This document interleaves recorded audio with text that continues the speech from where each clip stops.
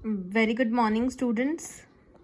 Students, today I am going to start a new topic of the chapter Life Processes, that is respiration. Respiration is as much important as the nutrition in our body. Respiration topic में आज हम properly ये चीज़ समझेंगे कि what is actually respiration, why is it different from the breathing, what are the types of the respiration, and how the glucose molecule breaks down by various pathways in our body. अभी हम सबसे पहले ये समझते हैं कि respiration process क्या है. बेटा, रेस्पिरेशन एक बायोकेमिकल प्रोसेस है जिस प्रोसेस में केमिकल एनर्जी कन्वर्ट होती है यूजेबल फॉर्म ऑफ एनर्जी में, जिससे हमारी बॉडी को इंस्टेंट एनर्जी मिलती है और हमारी बॉडी जो है अपने नॉर्मल फंक्शंस को कैरी आउट कर सकती है. अगर हम सिंपली लैंग्वेज में देखें तो respiration is just the oxidation of the organic compounds. अब रेस्पिरेशन जो है, these are of two types. One is aerobic respiration and another one is anaerobic respiration. Aerobic respiration और एनारोबिक रेस्पिरेशन का जो नाम है, इनके नाम से ही इनकी डेफिनेशन के बारे में हम अंदाज़ा लगा सकते हैं कि एरोबिक रेस्पिरेशन एक ऐसी रेस्पिरेशन है जो कि ऑक्सीजन की प्रेजेंस में होती है, and anaerobic respiration it takes place in the absence of the oxygen. सारे बच्चों के पास बुक्स होंगी, सारे बच्चों ने डिफरेंसेस भी पढ़े हैं कि एरोबिक रेस्पिरेशन के दौरान, जैसे हम यहाँ एक फ्लो चार्ट देख रहे हैं, अब हम ये देखते हैं कि एरोबिक और एनारोबिक में क्या डिफरेंस है.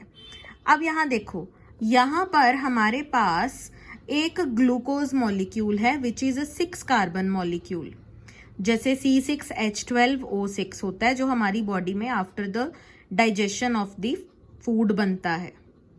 और ये ग्लूकोज मॉलिक्यूल जो होगा हमारी बॉडी के साइटोप्लाज्म में, हमारे सेल के साइटोप्लाज्म में, ये 3 कार्बन मॉलिक्यूल में कन्वर्ट हो जाएगा और साथ ही साथ एनर्जी रिलीज कर देगा, जो 3 कार्बन मॉलिक्यूल का नाम होगा पायरूवेट.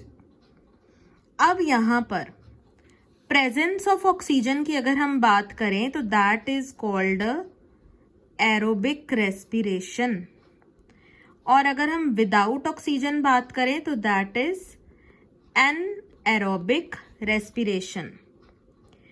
अब यहाँ दोनों टाइप्स आ गई. एरोबिक रेस्पिरेशन में क्या होगा, ये जो पायरूवेट है ये माइटोकॉन्ड्रिया, हमारे सेल के पावर हाउस में ये ब्रेक डाउन होगी और एरोबिक रेस्पिरेशन होगी, because mitochondria is called the powerhouse of the cell. ये हमने 9th में पढ़ा है. और अगर mitochondria powerhouse of the cell है तो दैट मीन्स कि माइटोकॉन्ड्रिया एटीपी की प्रोडक्शन करेगा. तो यहाँ पर एरोबिक रेस्पिरेशन में ये पायरूवेट कन्वर्ट होगा कार्बन डाइऑक्साइड में, वाटर में और एनर्जी में. यहाँ पर जो एनर्जी बनेगी ये 38 एटीपी के मॉलिक्यूल्स की फॉर्म में क्रिएट होगी, जो मॉलिक्यूल्स हमारी बॉडी के फंक्शंस को परफॉर्म करने में हेल्पफुल होंगे. अब अगर एनारोबिक रेस्पिरेशन की बात आ जाए तो यहाँ पर पायरूवेट की कन्वर्जन होगी इथेनॉल में, यानी कि इथाइल अल्कोहल, जो कि 2 कार्बन मॉलिक्यूल है जिसका फॉर्मूला है C2H5OH. साथ ही साथ इसके बन जाएगा कार्बन डाइऑक्साइड और एनर्जी. यहाँ जो एनर्जी बनेगी वो 2 ATP की फॉर्म में बनेगी. और जब विदाउट ऑक्सीजन, यहाँ ये गलत लिखा है, that is called lack of oxygen.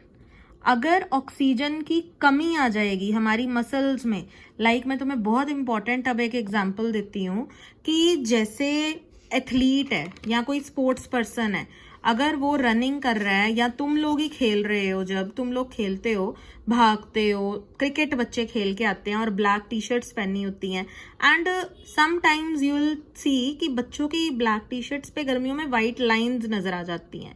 ये वाइट लाइंस किस वजह से नजर आती हैं? That is due to the production of the lactic acid. Lactic acid की वजह से बच्चों के टी शर्ट्स पे ये वाइट लाइंस नजर आती हैं, क्योंकि उस दौरान ऑक्सीजन की सप्लाई कम होती है, लैक ऑफ ऑक्सीजन होता है मसल्स में, और जब लैक ऑफ ऑक्सीजन होता है तो प्रॉपरली हमारी मसल्स जो है उस दौरान रिस्पायर नहीं कर पाती, सांस नहीं ले पाती, जिस वजह से लैक्टिक एसिड वहां पर बनना स्टार्ट हो जाता है।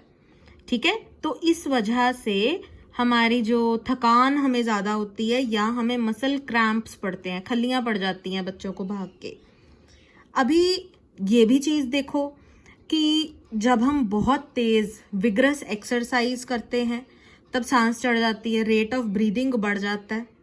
तो why this happens, why rate of breathing increases during the vigorous exercise? Because उस दौरान हमारी बॉडी की ऑक्सीजन डिमांड जो होती है वो इंक्रीज हो जाती है। ठीक है, तो उस दौरान हमारी बॉडी जो है ऑक्सीजन हाई डिमांड करके अपना जो ब्रीदिंग का रेट है वो बहुत तेजी से लेती है, ताकि सांस जितना तेज हम लेंगे उतनी ऑक्सीजन हमारे अंदर जल्दी जाएगी। Is that clear? ये सारे बच्चों को क्लियर हो गया कि एरोबिक और एनएरोबिक रेस्पिरेशन में डिफरेंस कितना सिंपल है। अब हम बहुत सिंपल एक और चीज समझने वाले हैं कि what is actually the difference between respiration and the breathing. बेटा रेस्पिरेशन और ब्रीदिंग में बड़ा इजी सा डिफरेंस है, बहुत इजीली तुम्हें समझ आ जाएगा। ब्रीदिंग होता है इनहेल और एक्सहेल करना, inhalation of the oxygen and exhalation of the carbon dioxide. Breathing physical process बनता है, इसको करने के लिए किसी भी तरह के कोई एंजाइम की जरूरत नहीं है, फिर ये एनर्जी लेता है। जबकि रेस्पिरेशन जो है यहाँ पर बहुत सारे एंजाइम्स की एक्टिविटी इन्वॉल्व होती है और ये ऑक्सीडेशन है फूड की। और रेस्पिरेशन बिल्कुल डिफरेंट ब्रीदिंग से। ब्रीदिंग फिजिकल प्रोसेस था, तो यहाँ रेस्पिरेशन जो है ये केमिकल प्रोसेस है।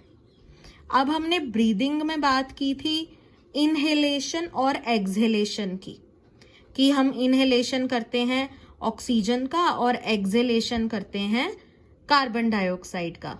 अब मैं आपको नेक्स्ट वीडियो में ये बताऊंगी कि how the mechanism of respiration takes place, किस तरह से प्रॉपरली ये काम होगा और ब्रीदिंग का मैकेनिज्म किस तरह से चलेगा। Is that clear? सो आप अपने डाउट्स जो हैं मुझे कमेंट बॉक्स में लिख कर भेजें ताकि हम उन डाउट्स को भी क्लियर कर सकें। Okay students, good day ahead all of you.